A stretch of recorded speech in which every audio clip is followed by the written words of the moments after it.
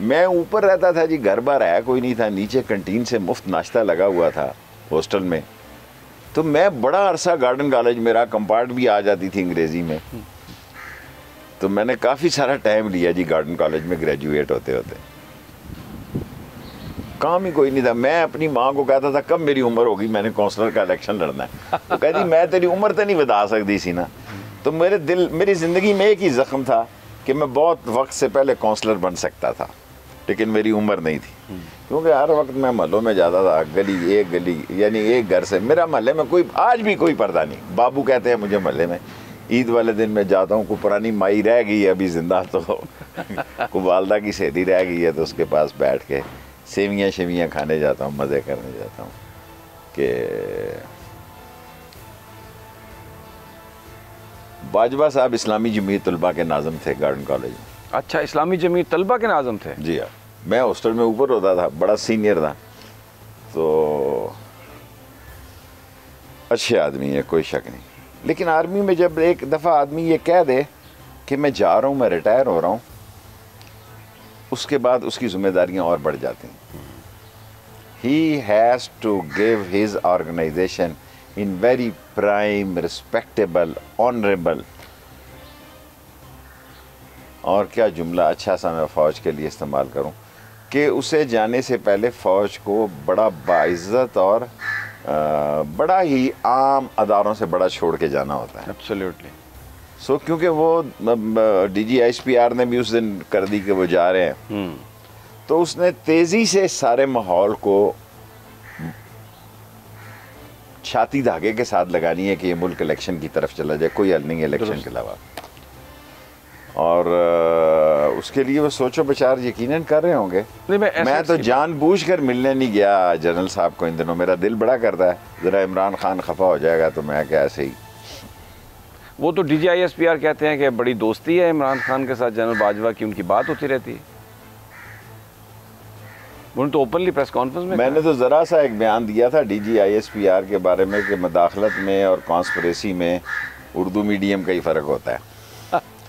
तो ब्रिगेडियर साहब ने मुझे फ़ोन किया, मैंने कहा मेरे गल समझ नहीं आती, वो मैं कह देती है कि कॉन्स्पिरेसी 2-3 बंदों के दरमियान होती है, तो मदाखलत तो कौमों और मुल्कों के साथ होती है कि मुल्क में मदाखलत होगी। तो दवा और दगा में एक नुक्ते का ही फ़र्क होता है। कहता है ना, हम दुआ लिखते रहे, वो दगा पढ़ते रहे, एक ही नुक्ते ने महरम से मुजरम कर दिया। सो आई बिलीव कि बाजवा साहब इस अदारे को बाइज़्ज़त और तकरीम वाला और क्या कहते हैं, न्यूट्रल और वेल ऑर्गेनाइज इलेक्शन करवा के इसी नवंबर से पहले जाएंगे, उनके लिए बेहतर होगा। अच्छा, ये बताइए, एक अपोजिशन ये कह रही है कि जनाब ये अगर 7 तारीख को आपके पास साइफर आया था तो इसको क्यों रोका गया, इस पर पहले क्यों नहीं बात की गई? कुछ ये भी खबरें हैं कि इसको छुपाने की कोशिश की गई। आप दोनों आरा हैं, देखें दोनों आरा हैं, मैं आपसे इत्तफाक करता हूँ। जिनकी राय ये थी कि हमें इस बात को समेट लेना चाहिए था और पब्लिकली नहीं करना चाहिए था, वो भी एक वज़न रखते हैं। देखिए ना, अब ये बात तो तय कि अमेरिकनों को पता था कि कल वोट ऑफ नो कॉन्फिडेंस आ रहा है, और ये अदलिया का रात 12 बजे बैठना जो है वो इसलिए लोगों के लिए बड़ा तकलीफ दे हो गया क्योंकि प्राइम मिनिस्टर ने तो पार्लियामेंट डिसॉल्व कर दी थी। 69 आर्टिकल जो है वो ये कहते हैं कि पार्लियामेंट में लागू नहीं होता। इमरान खान तो इलेक्शन पे चला गया था, जो इनकी डिमांड थी। आप समीसा मेरी गुजारिश नहीं समझ रहे, इमरान खान ने इनकी ख्वाहिश पे जो ये चाहते थे सब डिसॉल्व कर दी। अल्लाह खैर सल्ला, फिर आपने बहाल करके और फिर नया कट्टा खोल दिया, तो अब भुगते ये सारे। क्या करना चाहते हैं जिसके लिए गवर्नमेंट में आए? कुछ ना कुछ तो करना, कुछ भी नहीं करना चाहते, ये लूटी हुई दौलत को बचाना चाहते हैं, नहीं बचेगी। इमरान को सिस्टम से निकालना चाहते हैं, लूटी हुई दौलत को बचाना चाहते हैं, चाइना से रशिया से दूर होना चाहते हैं। अभी देखें ना, एक बयान दिया है जो वजीर ख़जाना बने हैं, क्या नया, मिफ्ता इस्माइल, कि वो इस्लामी होता जा रहा है, तालिबान की गुफ्तगू कर रहा है इमरान खान। वो थोड़ा सा पहले ही था। अच्छा।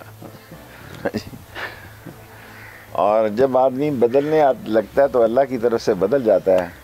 अल्लाह जब किसी को हिदायत देता है। सब्सक्राइब करें और बेल दबाएं ताकि कोई खबर रह न जाए।